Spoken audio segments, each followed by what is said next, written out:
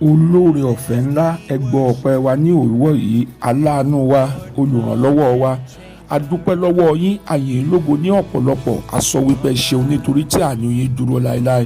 Ògo mà ní fún Ọlọ́run ní òkè ọ̀run. Genesis 50:21 ó pariwo wípé ǹjẹ́ nísinsìnyí ẹ má bẹ̀rù ni Olúwa wí. Ó ní nítorí pé èmi Olúwa yóò bọ́ yín, hallelujah, èmi Olúwa yóò bọ́ yín àti àwọn ọmọ wẹ́rẹ́ yín.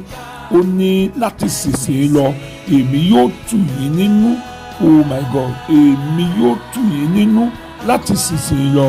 Ó ní èmi yóò sì sọ̀rọ̀ rere fún yín, hallelujah. Gbogbo ènìyàn gbọ́ àṣẹ ọ̀rọ̀ òwúrọ̀ kùtùkùtù rèé bí Olúwa ti ń bẹ tí ẹ̀mí rẹ̀ sì wà. Àṣẹ tọ́lọ́run pa ni. Ó ní èmi yóò bọ́ yín, ó ní èmi yóò sì tù yín nínú, èmi yóò sọ̀rọ̀ rere sínú ayé yín. Nítorí náà lówùúrọ̀ yìí mo pàṣẹ sínú ayé gbogbo ènìyàn, Ọlọ́run á bọ́ yín lórúkọ Jésù Kristi. Ọlọ́run á pàṣẹ ìtùnú sínú ayé yín lórúkọ ti Jésù Kristi. Wò ó, a ó sọ̀rọ̀ rere sínú ayé rẹ lórúkọ Jésù Kristi. Jíjí tó jí lówùúrọ̀ yìí, ìwọ ń wò pé kílẹ̀ ò jẹ, ó ń wò pé kílẹ̀ ò mu, ó ń wò pé báwo lẹ́ ò ṣe ọ̀nà wo lẹ́ ò gbégbà. Ó jí lówùúrọ̀ yìí, ìwọ ń wò wípé bóyá ìbànújẹ́ ló fi sùn, ìbànújẹ́ ló fi jí. Gbọ́, Ọlọ́run ò ní sọ̀rọ̀ kó sọ pé òun sọ bẹ́ẹ̀ mọ́. Nítorí náà mo pàṣẹ gẹ́gẹ́ bí Ọlọ́run ti rán mi wípé bí ẹ ti ń lọ lónìí, orúkọ Jésù, Ọlọ́run á bọ́ yín, Ọlọ́run á pèsè fún yín, Ọlọ́run á dìde fún ìrànlọ́wọ́ yín, àánú á bá yín pàdé, olóore àti olùrànlọ́wọ́ á wá yín rí bí Olúwa ti ń bẹ tí ẹ̀mí rẹ̀ wá. Kí ni nǹkan náà èyí tó mú bànújẹ́ bá ọkàn rẹ? Kí ni nǹkan náà èyí tí ó jẹ́ kí inú rẹ kó dùn? Kí ni nǹkan náà èyí tó ń wò pé báwo ni Ọlọ́run máa tó ṣe? Ọlọ́run ti sọ̀rọ̀, ó dẹ̀ ti pàṣẹ lówùúrọ̀ yìí.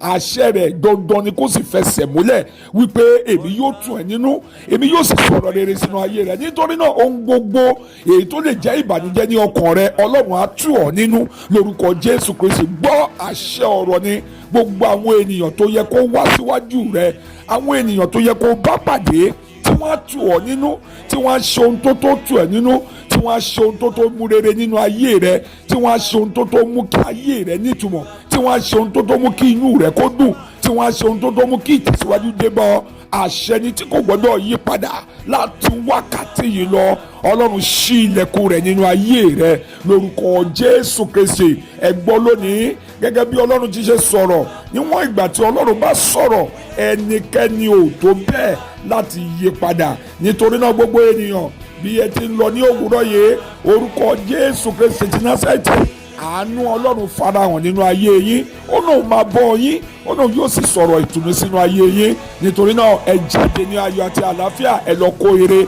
Ẹ jáde ní ayọ̀ àti àlàáfíà, ẹ lọ pàdé àánú yín. Ẹ jáde ní ayọ̀ àti àlàáfíà, ẹ lọ pàdé ògo yín.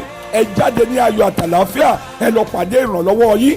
Ẹ jáde ní ayọ̀ àti àlàáfíà, ẹ lọ kó ire. Ọkàn yín á balẹ̀, ààbò dájú lórí yín. Ẹ wò ó, gbogbo ènìyàn wíkẹ́ndì lẹ́wà ó, bólúwa ti ń bẹ tí ẹ̀mí rẹ̀ wà, ààbò Ọlọ́run dájú lórí yín tilétilé, tẹbitẹbi, taratara. Ẹ ò ní sọnù, a ò ní wá yín tè, o ò ní fi ìṣẹ́jú kan sọkún lórí ọmọ, lórí ọkọ, lórí aya. Bólúwa ti ń bẹ tí ẹ̀mí rẹ̀ sì wà. Ẹ gbọ́ mi gbogbo ènìyàn, nígbà tí èyí bá máa fi di alẹ́, orúkọ Jésù ó gbé Ọlọ́run ga. Ìyanu tí ìran rẹ ò lè sọ rí, wàá sọ jáde. Ògo tí ó ṣẹlẹ̀ nínú ìran rẹ rí, mo ní á ṣẹlẹ̀. Ìmọ́lẹ̀ ayọ̀ Ọlọ́run á máa bá ọ pé ògo máa ní fún Ọlọ́run lókè ọ̀run. Jésù Kristi Olúwa wa. Àmín, àmín, àmín lórúkọ Jésù Kristi. Mo kí gbogbo ènìyàn kú ojúmọ́, ẹ máa kú òwúrọ̀, ẹ kú weekend. A dára fún yín. Má gbàgbé oṣù àánú la ṣì wà lọ́wọ́lọ́wọ́. Rántí wípé o gbọ́dọ̀ ṣàánú fáwọn ènìyàn.